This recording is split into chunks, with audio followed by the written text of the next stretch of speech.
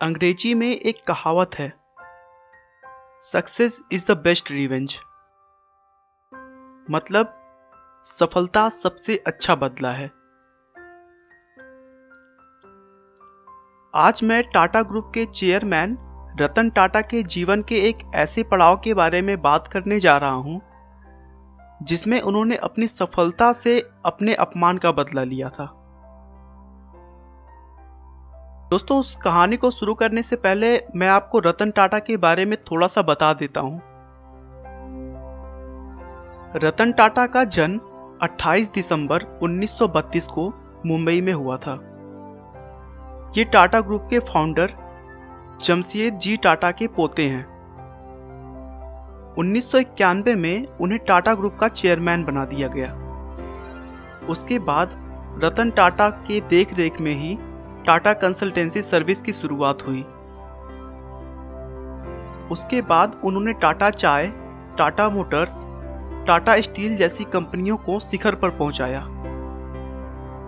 भारत सरकार ने रतन टाटा को 2 बार पद्म विभूषण द्वारा सम्मानित किया। ये सम्मान देश के तीसरे और दूसरे सर्वोच्च नागरिक का सम्मान है। टाटा का बिजनेस 100 देशों में फैला हुआ है और उनकी कंपनी में करीब 6.5 लाख लोग काम करते हैं। दोस्तों, सबसे बड़ी बात टाटा ग्रुप की यह है कि वो अपने फायदे का 66% चैरिटी में दान कर देते हैं। दोस्तों, मुझे उम्मीद है कि आप रतन टाटा के बारे में थोड़ा सा जान गए होंगे। चलिए अब बात करते हैं उस घटना के बारे में जिसमें रतन टाटा ने अपने अपमान का करारा जवाब अपने सफलता से दिया था। बात उस समय की है जब टाटा ग्रुप ने 1998 में टाटा इंडिका कार बाजार में निकाली थी। रतन टाटा का यह ड्रीम प्रोजेक्ट था। इसके लिए उन्होंने बहुत मेहनत की थी, लेकिन इंडिका कार को मार्केट में रिस्पांस अच्छा नहीं मिला, जिसके कारण कुछ सालों बाद टाटा मोटर्स घाटे में जाने लगी थी। टाटा मोटर्स के साझेदारों ने रतन टाटा को कार व्यापार में हुए नुकसान की पूर्ति के लिए कंपनी को बेचने का सुझाव दिया और न चाहते हुए भी रतन टाटा को अपने दिल पर पत्थर रखकर यह काम करना पड़ रहा था। वे टाटा मोटर्स के साझेदारों के साथ अपनी कंपनी बेचने का प्रस्ताव फोर्ड कंपनी के पास ले गए, जिसका हेडक्वार्टर अमेरिका में है। फोर्ड कंपनी के साथ रतन टाटा और उनके पार्टनर्स की मीटिंग करीब 3 घंटे तक चली। फोर्ड के चेयरमैन बिल फोर्ड ने रतन टाटा के साथ बहुत बदसलूकी सा व्यवहार किया और बातों ही बातों में यह कह दिया कि जब तुम्हें इस बिजनेस के बारे में कोई जानकारी नहीं है तो फिर तुमने इस कार को लॉन्च करने में इतना पैसा क्यों लगाया। हम तुम्हारी कंपनी को खरीदकर बस तुम पर एहसान कर रहे हैं।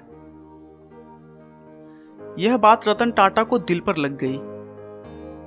वह रातों रात अपने पार्टनर्स के साथ उस डील को छोड़कर वापस चले आए। बिल फोर्ड की उन बातों को रतन टाटा भुला नहीं पा रहे थे। वह उनके दिमाग में बार बार आ जा रही थी। उसके बाद रतन टाटा ने अपनी कंपनी किसी को भी ना बेचने का निर्णय किया। उन्होंने अपनी पूरी जी जान लगा दी और देखते ही देखते टाटा के कार की बिजनेस एक अच्छी खासी लय में आने लगा, जिससे उन्हें बहुत फायदा हुआ। वहीं दूसरी तरफ फोर्ड कंपनी लॉस में जा रही थी और सन 2008 के अंत तक दिवालिया होने की कगार पर थी।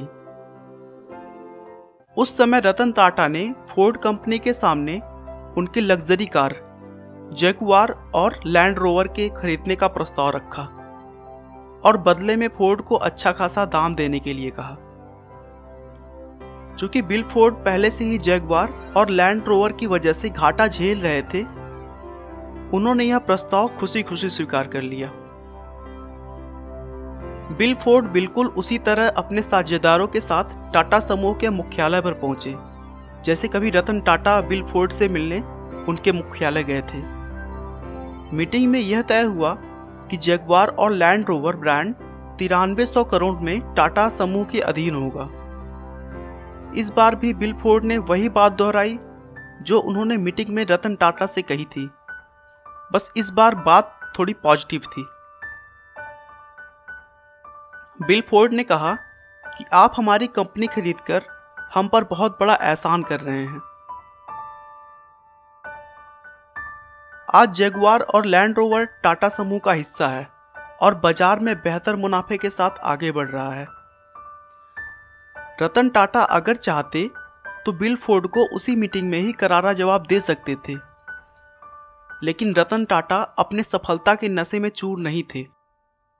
यही वो गुण है जो एक सफल और एक महान इंसान के बीच का अंतर दर्शाता है।